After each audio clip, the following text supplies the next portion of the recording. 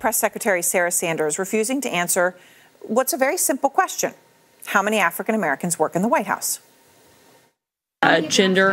Are there in this building? Look, I'm not going to go through and do a count the same way I'm not going to do a sit down and count on the staffers that are in your news organizations. 13% of the country is African American. And we would love to diversify our staff and continue to do so. We do think it's important. We're going to continue to work to make that happen. Out front now, Angela Rye, former executive director of the Congressional Black Caucus, and Gina Loudon, a member of President Trump's 2020 Re-Election Advisory Council.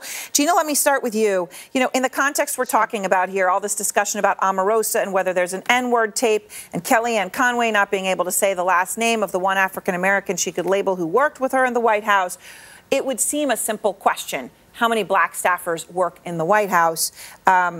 She couldn't even give a rough number. Does that disappoint you? You know, what disappoints me is the division and the fact that we're having to count people based on their skin color. I don't like that. And I think that, you know, you look back at our history and we have a pretty amazing history of overcoming slavery, of expanding civil rights, of women's rights. And a lot of those things happened under American presidents who didn't have any minorities at all on their White Houses. Thank God we do. I looked over the list of the people that I know there, and about 1/3 of them are a minority or a woman. Those are great strides. Could they be better?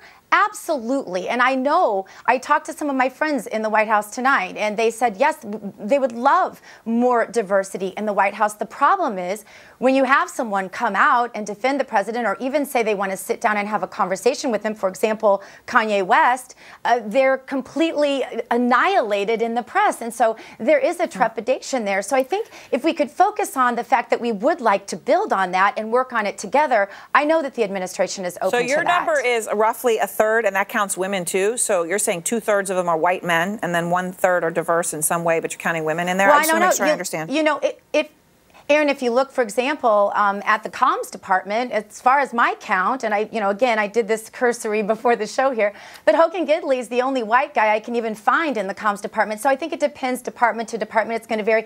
But I think the bottom line is the policy that comes out of this White House, 700,000 new jobs, record unemployment for all minorities and women.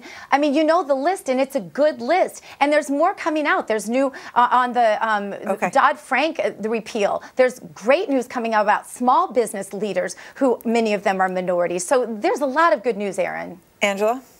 I think I got stuck at Gina saying that American presidents have done a great deal for people of color, like ending slavery. Like, I think I'm stuck in 1865 right now. Like, I can't believe that's the justification. Well, that was a Republican president. You know what, sis? And that's great. But you just really missed the mark. For you to have to say, right, that we don't necessarily need diversity in this White House. That is not what I said. Well, but let me just tell you what I heard, because I don't think you hardly understand. No, because I don't want you to twist my Gina, words, what you're Angela. not going to keep doing is talking over me, because my black life matters and so does my voice. So what you're going to do right now is listen to what I'm saying to you. What you said was deeply offensive. And what I'm telling you is, you can't say, at least you shouldn't feel comfortable saying it in 2018, that, you know, this White House not having diversity can be akin to presidents who didn't have any black people on their staff, but for slavery, freeing slaves. Like, that's not okay in 2018. Thank God it happened. Ma'am, I let you talk through all of that nonsense. I just need you to let me finish my point, and my point is this. You're not going to be able to successfully name one black person who works in the West Wing, because you know what? Omarosa didn't even work in the West Wing. So regardless of your points about slavery, which are nonsense, I hope that you RIP those talking points tonight. They should never be resurrected. I'm telling you that it's a problem in this White House with the staff, and the reason why is because it's slim pickings. You know why? Because nobody wants to go work for a racist. There's not a single senior black person in the White House. And don't you dare say to me, Ben Carson, because he doesn't work there, and how dare his gifted hands, who's a brain surgeon and who has never done anything on a construction project, become the Secretary of Housing and Urban Development. This whole administration is nonsense, just like your talking points. Go ahead, Gina.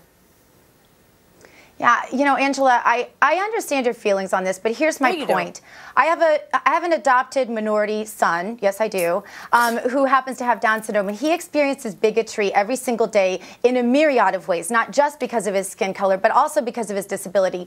And I understand that you and I don't agree, but I would not support a president that I believed was going to be a threat to his future. So what I'd like to have is a constructive conversation. And I think, you know, I think points like yours that are focusing only on the negative and not even acknowledging 700,000 new jobs for black people in this country, record low unemployment and the rest of it, it's tantamount to what Andrew Cuomo said today that upset me too, that America has never been great. And America let's has focus on never what we've been done great. well. And it's not great because people like you come on and lie for the president of the United States and then bring out your son as an example.